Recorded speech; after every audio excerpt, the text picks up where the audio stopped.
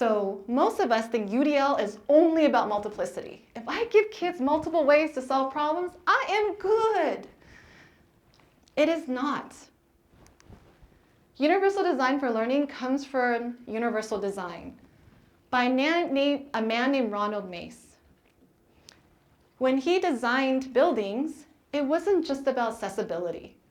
Accessibility has actually been around a long time in architecture. His goal wasn't that alone.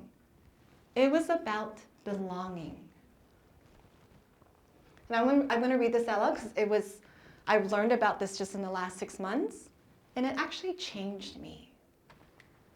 UDL was a concept intended to acknowledge the fluidity of bodies in conversation with environments, as well as to emphasize community and belonging, which according to Mace and colleagues, purposely differentiated UD from the earlier concepts of barrier-free and accessible design.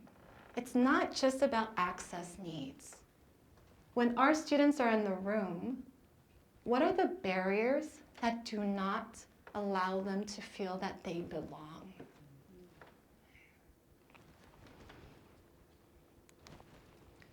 Here's some examples in classrooms here in California, 30 minutes away. This is part of the Catalyzing Change Chapter 3. For many of our students, doing math is about being by themselves. Group work is only for certain kids. And if you're not performing at grade level, you just do rote skills by yourself. Can you think of a classroom where kids are pulled out and they're working in groups, doing problem-solving tasks? I barely see that, I'll be honest with you. They're almost always doing rote skills by themselves. I just gotta name that out. So this is an example of Melissa Brennan. She's a pre-K first grade teacher, okay, also in California, where one, accessibility, look at how big those base 10 blocks are. Aren't they great? She made them. And they are proportional because those 1 unit better be, 10 of them better make that 10, right? Like that woman amazingly making that. And they were being asked to represent 32. Everybody grab the 10s. As a group, they need to figure out 32 using base 10 blocks, giant big 10 base 10 blocks.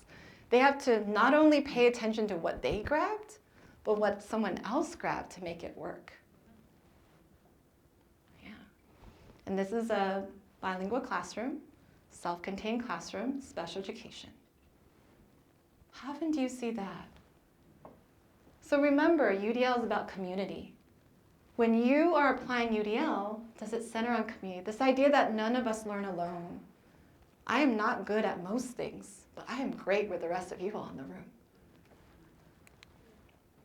Here's another one. I apologize, this is in Seattle. I don't get to hang out in California as much. I'm about to fly off to Seattle tomorrow, and what we've been doing is same thing, where we ask kids to interview someone in their life. This is an example of Miss Momo. She's a teacher that works in the playground at the school. And she was talking and asked her, how do you use math? And she goes, oh, I use math because I use the Orca and I need to figure out like routes. And what we've been doing is kids video record themselves or their family. And then we go into that part of the community and city and we look at the mathematical activity and we're creating 3-act tasks. And then we're using GIS mapping. And then as a whole district, we're mapping it together. So then we have tasks that come from our kids and that are relevant to them. I know, right? You want to join us? Okay, join us. We don't have, that's why I share all my work, right? And then we're doing that so that when you tag a location, you touch that location, the task pops up. Video-based, photo-based, 3-act task, question-based tasks.